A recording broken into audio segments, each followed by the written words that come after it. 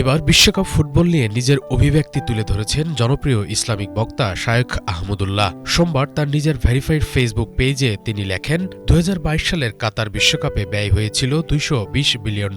অন্যদিকে জাতিসংঘের বিশ্ব খাদ্য কর্মসূচির নির্বাহী পরিচালক ডেভিড বিসলি বলেছেন, মাত্র $৪০ বিলিয়ন হলে প্রতি বছর পৃথিবীর ৮২ কোটি ৮০ লাখ ক্ষুধার্ত মানুষের খাদ্য চাহিদা পূরণ করা সম্ভব। একদিকে কোটি কোটি ক্ষুধার্ত মানুষ, অন্যদিকে অনর্থক এক খেলার পেছনে চলছে গোটা পৃথিবীর সম্মিলিত উন্মাদনা।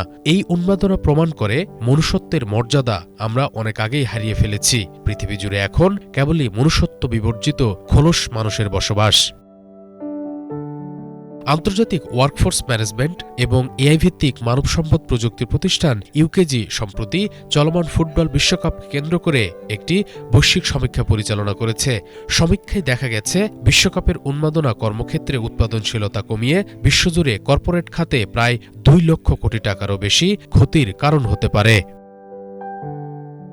ইউকেজির তথ্য অনুযায়ী বিশ্বব্যাপী ৩৭% কর্মী বিশ্বকাপের ম্যাচ সূচির সঙ্গে সামঞ্জস্য রাখতে তাদের স্বাভাবিক কাজের রুটিনে পরিবর্তন আনার পরিকল্পনা করছেন। এছাড়া ২৭% কর্মী ম্যাচ দেখার জন্য অফিসে দেরিতে আসা, নির্ধারিত সময়ের আগেই চলে যাওয়া কিংবা পুরো কর্মদিবসে অনুপস্থিত থাকার কথা জানিয়েছেন। ফলে বিশ্বকাপের প্রভাব শুধু মাঠেই নয়, কর্মক্ষেত্রেও উল্লেখযোগ্যভাবে পড়তে পারে বলে মনে করছেন বিশ্লেষকরা।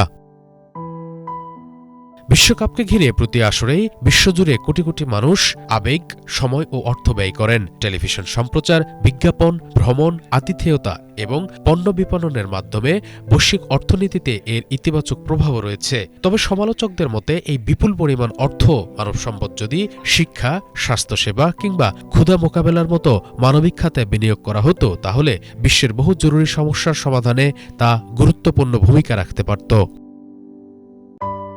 অন্যদিকে ফুটবল প্রেমীরা মনে করেন, বিশ্বকাপ শুধু একটি খেলা নয়, এটি বিশ্বের বিভিন্ন জাতি, সংস্কৃতি ও মানুষের মধ্যে সংযোগ স্থাপনের অন্যতম বড় প্ল্যাটফর্ম। তাদের মতে খেলাধুলা মানুষের মানসিক প্রশান্তি, সামাজিক সম্প্রীতি ও বিনোদনের গুরুত্বপূর্ণ উৎস।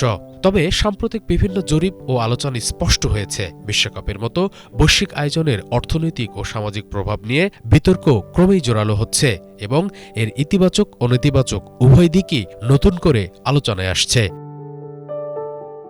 শুভ ইসলাম, বাংলা ভিশন।